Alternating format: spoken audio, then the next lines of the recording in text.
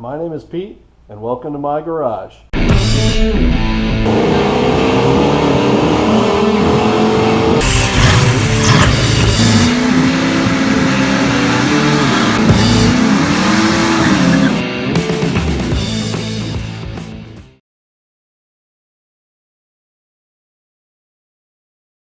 Alright, I have the upper and lower intake off on this engine, but we are going to replace the valve cover gaskets at the same time.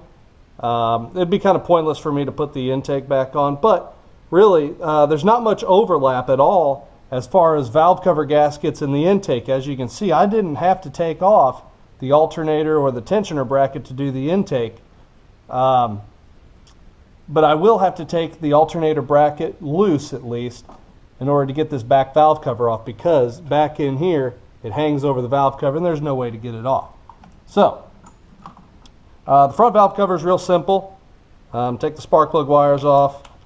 You really don't even have to actually take them off. You can just kind of move them out of the way, but they're pretty easy on this engine to know where they go. So go ahead and pull them off. You can set them out of the way. Pretty easy. Use a 3/8 inch socket on the valve cover bolts, and this valve cover pulls right off. It's pretty simple. The back valve cover, on the other hand, like I said, you got to take the tensioner off and the alternator off. You can leave the thing connected and the battery connected if you want. Make sure the boot's still over the stud. We'll just take this off and we'll flop it over to where it's out of the way. So first I'm going to do this valve cover and we'll see how that works. This front valve cover is really simple, but be careful with this dipstick here. These like to break when they get older. So I'll just pull it up out of the way. Pretty simple.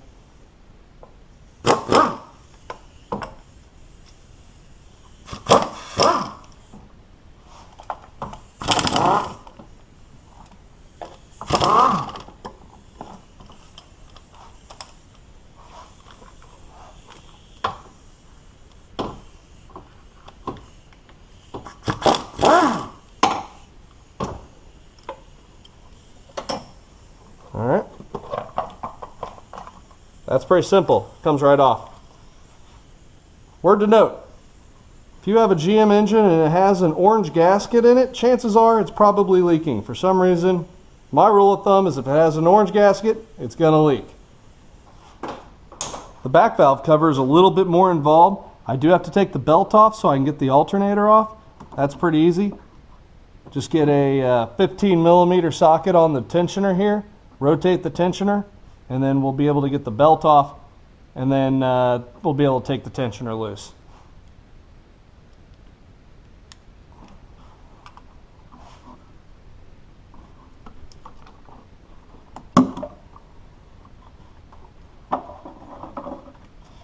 Make sure you pay attention to how this belt's routed. It's really difficult on this 3/8 to get it routed in the same position unless you know how it goes. It just doesn't seem like it's supposed to go in the way it goes, but you'll figure it out. Need to unplug the connector here on the alternator because that connector stays with the harness. We'll just take the alternator off of here. It's a couple bolts. Swing it over out of the way. No big deal.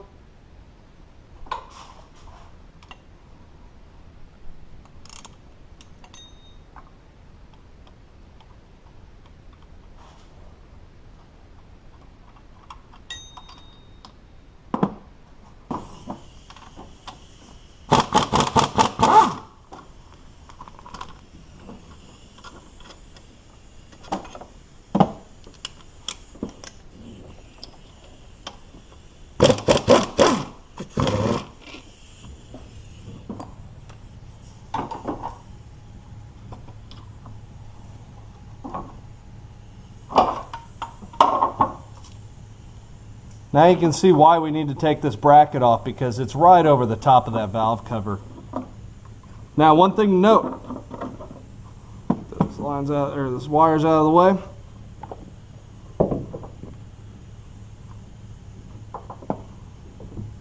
One thing to note, the heater hoses run into this belt tensioner. There is an elbow back here underneath, and there's also this elbow that leads to the engine. Hopefully we don't destroy this elbow back here trying to get it off. Like I said, if we have to, we just get new ones.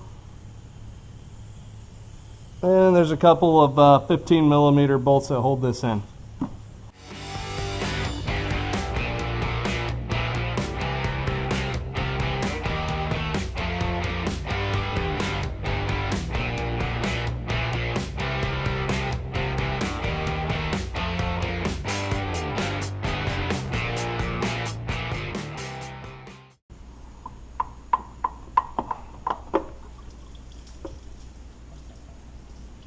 Now that that's loose, I think I need to loosen up this bracket also in order to get it off. All right, 13 millimeter for the nuts on the back of this. And you just have to break them loose enough to where that'll flop out of the way. There's two of them. Not much more difficult to take the two nuts all the way off. Then you just don't have to worry about this bracket.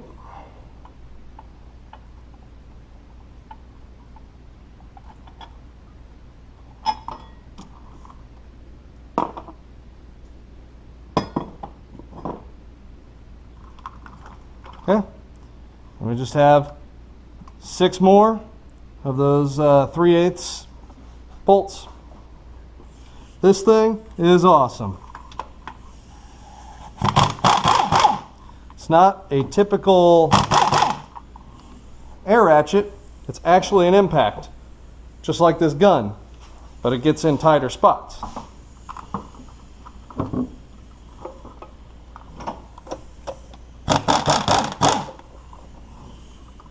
if you don't have one of these, you should probably consider getting one.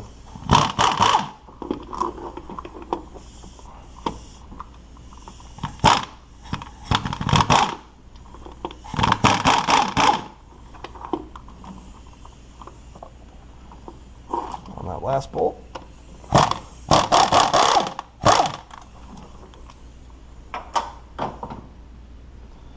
Okay. Back valve cover is out. What do we have here? Another orange gasket from the factory. It's really flimsy rubber, and that's why the thing's leaking. Now we can get that back valve cover off with the intake still on. It is a little bit more difficult because you have to reach over the top of it, but basically the same thing. You got to take the alternator loose, take the bracket loose, and you do have to take that EGR bracket right there off. But other than that, I mean, it's pretty straightforward. Once you get the alternator and this bracket and the tensioner off, it's easy to get in there. So now we just got to clean everything up and put it back together. All right. Make sure our valve cover sealing surface is nice and clean. So we're replacing those also.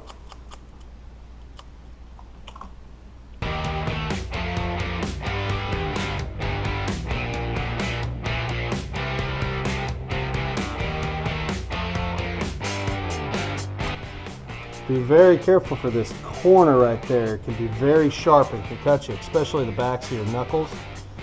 So be really careful when you're scraping around here.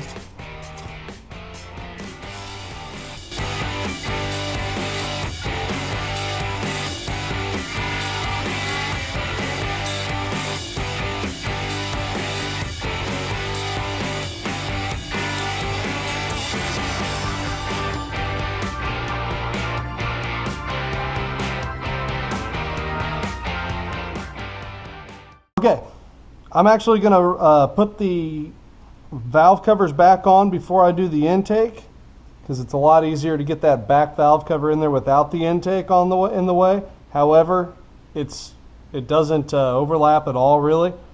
It's just nice to be able to have a nice clean line of sight to get in there, but you could definitely do it without having the intake on. Clean up our valve covers here a little bit.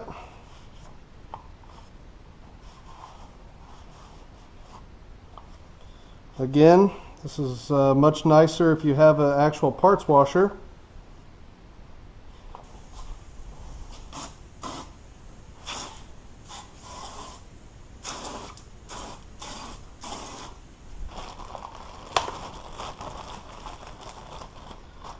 Okay. If I would have done it correctly the first time. There's a little locating tab right there.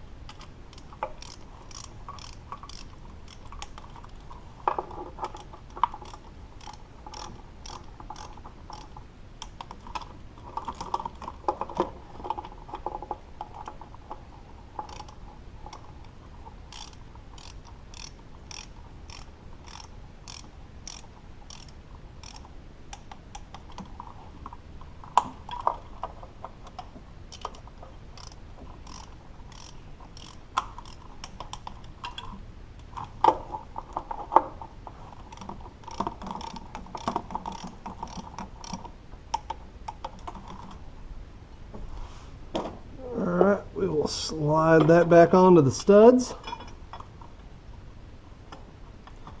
Wish I could get a camera back there to show you. There is no way, you just got to feel for it. Alright, that's on there.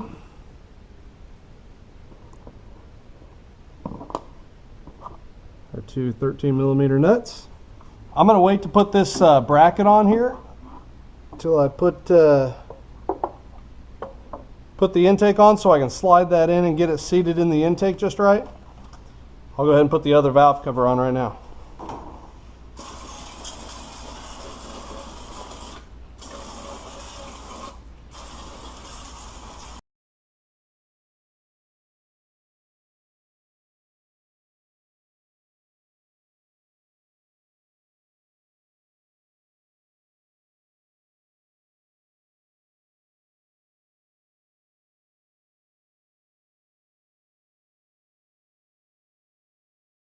Thanks for watching.